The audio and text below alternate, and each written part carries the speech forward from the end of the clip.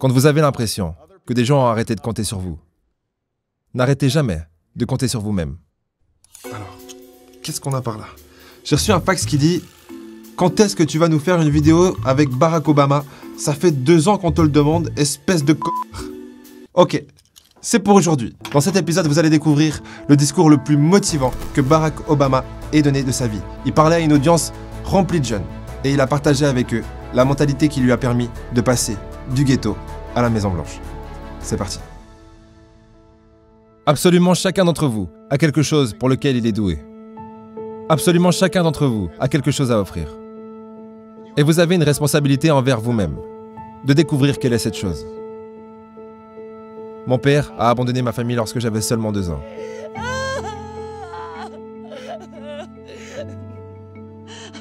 J'ai été élevé par une mère célibataire qui devait travailler et qui avait parfois de la peine à payer les factures. Elle n'était pas toujours en mesure d'acheter les choses que les autres enfants avaient. Elle n'avait pas assez d'argent pour m'envoyer là où les autres enfants américains allaient à l'école. Mais elle trouvait qu'il était important pour moi que je suive une éducation à l'américaine. Donc elle a décidé de m'enseigner des leçons extrascolaires elle-même, du lundi au vendredi. Mais vu qu'elle devait aller au travail, le seul moment où elle pouvait le faire, c'était à 4h30 du matin. Maintenant, comme vous pouvez l'imaginer, je n'étais pas vraiment content de devoir me lever à 4h30. Très souvent, je finissais par m'endormir sur la table de la cuisine. Mais à chaque fois que je me plaignais, ma mère me jetait un de ses regards et me disait « Ce n'est pas une partie de plaisir pour moi non plus, mon petit gars. » Il y avait des moments où je souffrais de ne pas avoir de père dans ma vie. Il y avait des moments où je me sentais seul et j'avais l'impression de ne pas m'intégrer. Donc je n'ai pas toujours été aussi concentré que j'aurais dû l'être à l'école. J'ai fait des choses dont je ne suis pas fier et j'ai été dans plus d'embrouilles que ce que j'aurais dû. Ma vie aurait pu très facilement tourner au cauchemar. Mais j'ai eu de la chance. J'ai eu beaucoup de deuxième chance. J'ai pu aller à l'université, faire une école de droit et suivre mes rêves. Ma femme, la première dame, Michelle Obama, elle a une histoire similaire. Aucun de ses 2 parents n'a été à l'université. Et ils n'avaient pas beaucoup d'argent. Mais ils ont travaillé dur, et elle a travaillé dur, pour s'assurer qu'elle puisse aller dans les meilleures écoles de ce pays. Certains d'entre vous n'ont peut-être pas ces avantages. Peut-être que vous n'avez pas des adultes dans votre vie qui vous donnent le soutien dont vous avez besoin. Peut-être que quelqu'un dans votre famille a perdu son travail et que vous manquez d'argent. Peut-être que vous vivez dans un quartier où vous ne vous sentez pas en sécurité. Ou vous avez des amis qui vous poussent à faire des choses que vous savez ne pas être bien. Mais au final, il n'y a aucune excuse pour ne pas essayer. L'endroit où vous vous trouvez actuellement ne détermine pas où est-ce que vous finirez. Personne n'a écrit votre destin à votre place. Est-ce que ça vous est déjà arrivé d'envier quelqu'un qui avait plus d'avantages que vous dans la vie? Si c'est le cas, ce n'est pas grave, mais vous pouvez arrêter tout de suite. Parce que les avantages se transforment en désavantages et les désavantages se transforment en avantages. Celui qui a de la chance n'a pas de chance. Et celui qui n'a pas de chance a de la chance. Pourquoi? Parce que plus c'est dur, mieux c'est. Une des pires réincarnations humaines, à mes yeux, c'est naître en tant que fils de riche. Si vous êtes un fils de riche, tout est déjà fait. Vous vivez dans l'ombre de vos parents. Et quoi que vous fassiez, on vous dira « Mais de toute façon, c'est normal, t'avais de l'argent, tes parents t'ont aidé, c'est trop facile pour toi. Moi aussi j'aurais réussi si mes parents étaient riches. » Et vous devrez faire 10 fois mieux que votre père pour être valorisé. Et même là, on vous dira « Mais c'est parce que vous avez eu de l'argent au départ. » Tandis que si vous avez rien. Imaginons 50 Cent. Il part de rien. Il se reçoit 9 balles. Il est dans la merde. Personne croit en lui. Puis il devient 50 Cent. Ça, c'est une histoire qui se raconte. C'est pour ça que les avantages sont des désavantages et que les désavantages sont des avantages. Tout ce que vous n'avez pas vous permettra de devenir plus pour avoir ce que vous voulez. Mais peu importe ce que vous avez choisi de faire, je vous demande de vous y engager. J'aimerais que vous travailliez à fond là-dessus. Je sais que des fois, les médias peuvent vous donner la sensation que vous pouvez devenir riche et plein de succès sans travailler dur. Que votre ticket vers le succès sera le rap, ou le basket, ou devenir une star de télé-réalité. Mais il y a beaucoup de chances pour que vous ne deveniez rien de tout ça. La vérité, c'est que d'avoir du succès, c'est dur. Et vous ne réussirez pas dans tout ce que vous entreprendrez la première fois que vous essayerez. Et ce n'est pas grave. Souvent, les gens qui ont connu le plus de succès dans le monde sont ceux qui ont connu le plus d'échecs. J.K. Rowling, qui a écrit Harry Potter. Son premier livre, Harry Potter, a été rejeté 12 fois avant qu'il ne soit finalement publié. Michael Jordan a été rejeté de son équipe de basketball au lycée.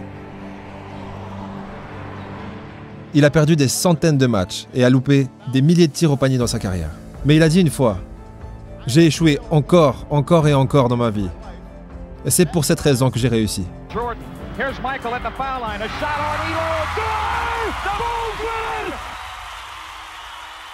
Ces gens ont réussi parce qu'ils ont compris que vous ne pouvez pas laisser vos échecs vous définir. Vous devez laisser vos échecs vous apprendre quelque chose. Vous devez les laisser vous montrer ce que vous allez devoir faire différemment la prochaine fois. Lorsque vous tentez quelque chose de nouveau, si vous êtes fort dès le départ, ça s'appelle la chance du débutant.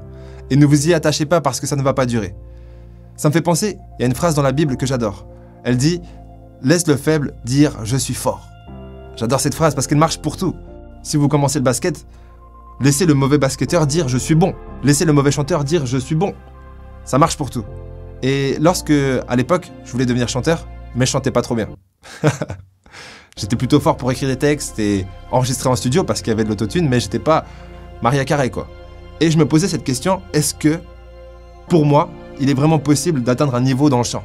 Est-ce que mes cordes vocales ont la capacité d'atteindre un niveau proche de Mariah Carey? Bon, franchement, je pourrais trouver un autre exemple que Mariah Carey, mais vous voyez ce que je veux dire. Et j'arrêtais pas de douter. Mais la solution se trouvait dans ces deux étapes. Petit 1, laissez le faible dire « je suis fort ». Laissez-moi croire que c'est possible. Petit 2, se mettre au boulot pour s'assurer que ça va le devenir. Et ce qui est marrant, c'est que dernièrement, je suis tombé sur cette vidéo d'Ed Sheeran, qui va vous faire écouter de quel niveau il a commencé, avant d'atteindre le niveau pour lequel vous le connaissez tous. Tiens-moi. Oh. Attends.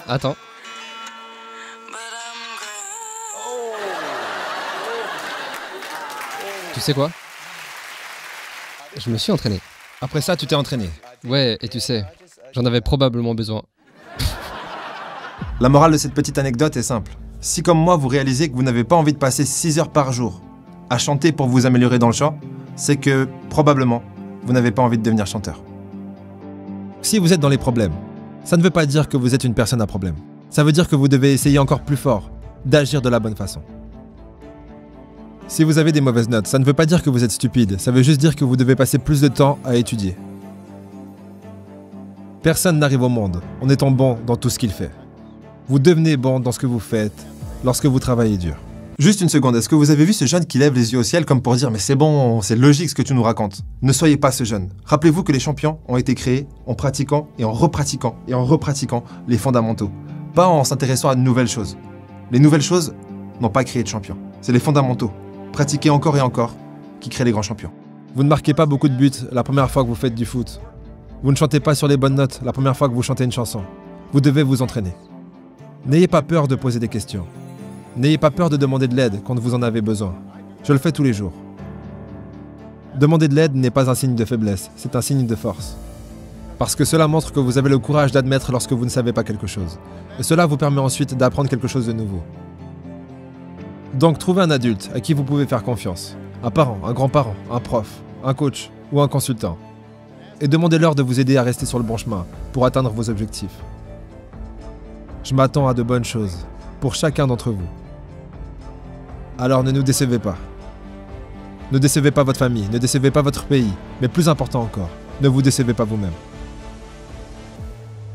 Il y a une évidence qui dit que si vous en faites un petit peu plus que ce que vous vous sentez capable de faire tous les jours, dans quelques jours, semaines, quelques mois ou quelques années, vous serez beaucoup plus que ce que vous êtes capable d'imaginer. Bon, pour finir cet épisode en beauté, je vais faire face aux fantômes du passé et vous chanter une petite chanson. Et vous me direz dans les commentaires si j'ai bien fait d'arrêter la musique ou pas. Vous êtes prêts? Je vais reprendre la chanson d'Ed Sheeran. I'm addicted to your smile. Ah, ah, ah, ah, ah.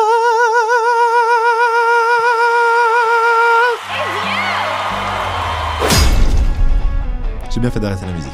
Au prochain épisode.